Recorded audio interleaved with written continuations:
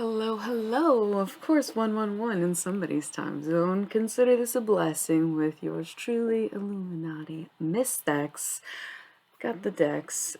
Became my catchphrase on Twitch. That's where I've been, by the way. I'm sorry for slacking on YouTube, but honestly, it seems fruitless to me, and there are not enough of you to keep me going necessarily, and I do apologize for that. There might be some different content coming up on this channel. Because the tarot thing is just like really not. It's something I like to do, but it's been 2 years, y'all. Kind of over YouTube. Having a lot of fun on Twitch. It's Illy Millie over there, and on everything if you want to follow me. I just did an Instagram live. I'm sorry, I've been neglecting YouTube, and I want to pick incense. So it's Aquarius season, pretty much. It's basically the 20th now, depending on where you're at, and that marks Aquarius season. I get a little impatient for Aquarius season, not gonna lie. I thought there was a bit more of a debate or speculation on when exactly it started, because some sources will say the 18th or 19th, while some say the 20th or the 21st. But honestly, I respect the fact that Capricorns all seem to agree that if you are born on the 19th, you are indeed a Capricorn. It's big Capricorn energy day. Like, it's definitely Cap season, and I think that the Earth seasons are all very abrupt. I was kind of saying this. I think it was a Capricorn video. Maybe it was not a line. I fucking can't keep track. But they're all very abrupt changes, where some of the others kind of bleed, right? And I feel the impatience of Aquarius season, which will definitely kind of blend and form into Pisces season. But with Capricorn, it's like, not till we're done, not till we're done, not till we're done, not till the okay, it's over, we're done. Aquarius, you know, but Aquarius is right there, like, come on, come on, come on. So I am celebrating like extremely early, by right on the dot. I feel it's usually sort of a not chaotic. What's the word? It's like a mix-up of energy usually in the seasons change. So what does this all mean for us? So it is, this is the dawning of the age of Aquarius. It has been dawning, but it has finally dawned. I think it was the beginning of this year or last, where Pluto's in Scorpio. What planet just moved into Aquarius, right? It's like it went from Pluto to Aquarius, which I thought was interesting. That goes backwards. I don't remember, but yes, we are in the age of Aquarius. I probably should know what that means before I started this thing, but that's not the point of the reading, is it? Aquarius season's a great time to reflect on the past year. Gotta remember, okay, I love New Year's, like being after Christmas. It's really exciting. It's fun that people all like to collectively get together and do that, but I really don't even understand why it's there at that time, because it does make a lot more sense to think of Aries season as the new year, which starts approximately March 20th, right? That's another one where it's like just fire and water at the same time for a couple days, and then it's all right, you know. So I do like to think of this as the new year as well. So Aquarius season's a good time to kind of wrap up loose ends and think like, what have I been doing? What's been going well for me? What's been not going well for me? What should I get rid of and what should I keep? Especially because Aquarius is a fixed sign, an air sign, a masculine, and just all around, you know, they're known for their weirdness, right? And so they have this very unique perspective. So just kind of embrace that.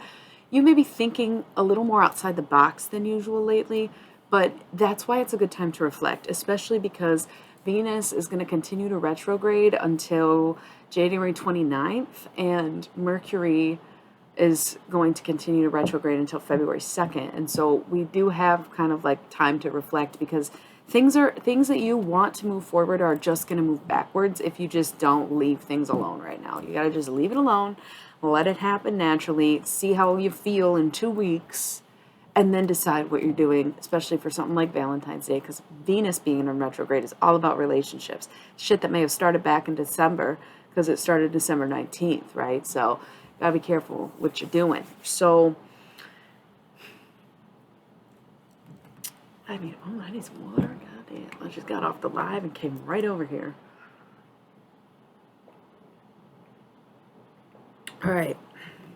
So what can we really like expect for Aquarius season? That's what we want to know. I'm not even sure if I'm feeling a deck. I feel like it's more. I think I just got to talk for a little bit, and I know it's like, nobody wants to hear that, but actually, I think that you'll find some more in depth or even taboo conversations are going to be a lot more appealing. I think people generally get a little agitated, get a little bored being stuck inside when it's cold or, it's flu season, so people don't want to interact as much. And you sit back, and of course, during these two retrogrades, two very powerful, influential retrogrades, being love and relationships and just communication and technology, both moving backwards, chaotic, looking everywhere else but forward, right? Lots of mixed up energies. But, but, if you just choose to reflect, you can work with that backwards feeling energy. You can work towards understanding the past so that you can move forward when the time comes. So try to be introspective, try to be a little different, try to have a new approach, try to take people's opinions to heart, right? To learn something, whether it's about yourself or about a new topic or about something you didn't know about before. Like, take people's opinions to heart and learn who they are, right? Do as they do. So, I also have been in this mood. I don't even know how long it's been going on. I feel like it's a forever thing. And the more that I become like healed in this physical realm and I don't want to say powerful because that just sounds so bad. You know what I mean? I never want to think of myself as powerful. But at the same time, we all have to have an understanding of being sovereign people, that we do possess a certain power of autonomy as humans, of consciousness, of everything, right? Being a functional part of a society, right? So, okay, so trailed thoughts got a little too weird, Slow down, Aquarian moon. It's barely Aquarius season. Can't go down that road. Shouldn't have watched The Matrix, It's like my fucking mantra. Anyways, this is an ongoing thing for me to maybe wistfully dream of the 60s or 70s or just a time before technology, watching things like Freaks and Geeks or listening to Janis Joplin and hearing her stories, right? Thinking about Nico's whole life a lot lately. So it's just kind of a time to remember why people glorify those times. And it's because you had a certain kind of anonymity. I sound like Nemo. Anonymity to exist as whoever you wanted. You weren't being tracked and pictured and posted all the goddamn time, and you could just go out in the world and be who you wanted.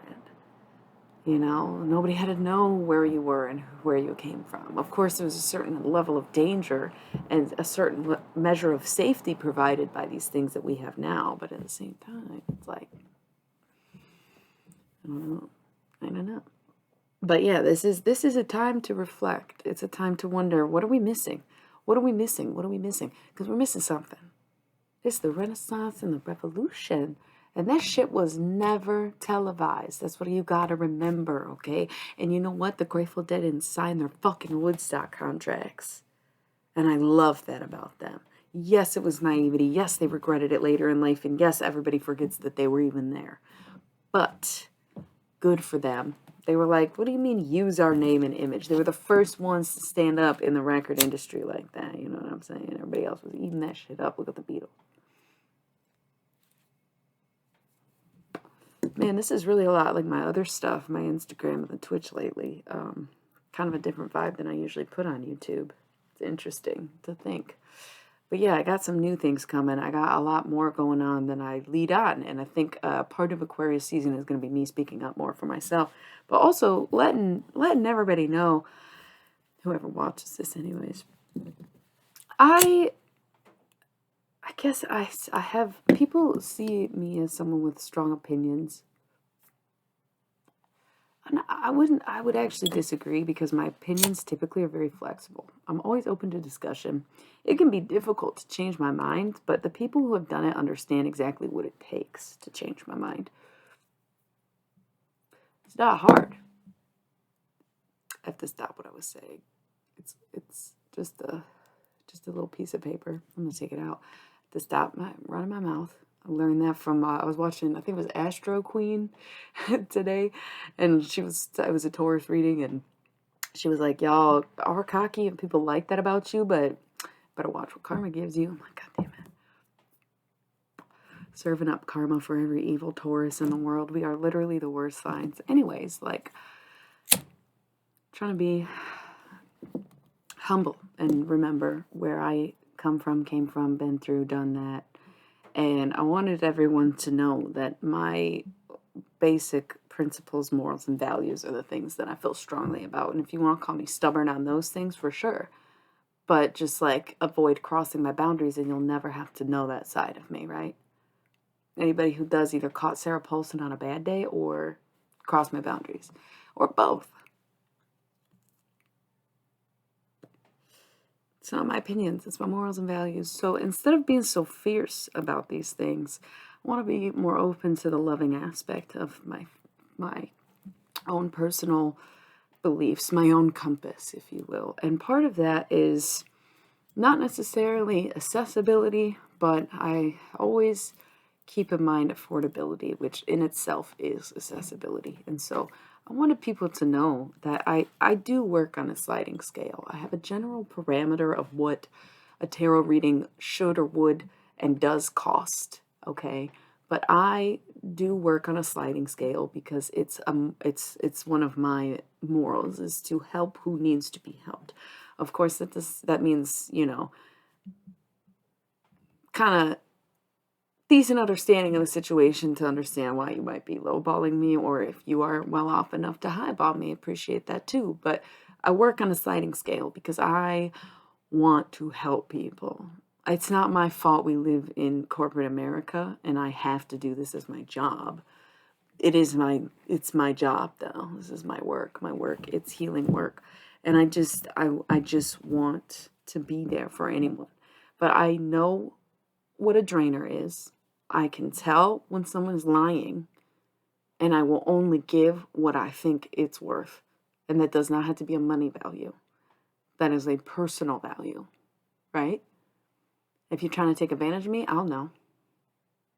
If you're trying to lowball me for no reason, I'll know. If you're trying to say you're going to give more than you got, I'll know. All right? So let's all bless up this year. I am here. My services are open to all.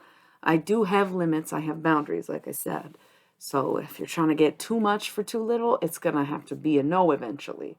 But I am here to help everyone, right? Just keep your respectful, professional distance, regardless of payment, right?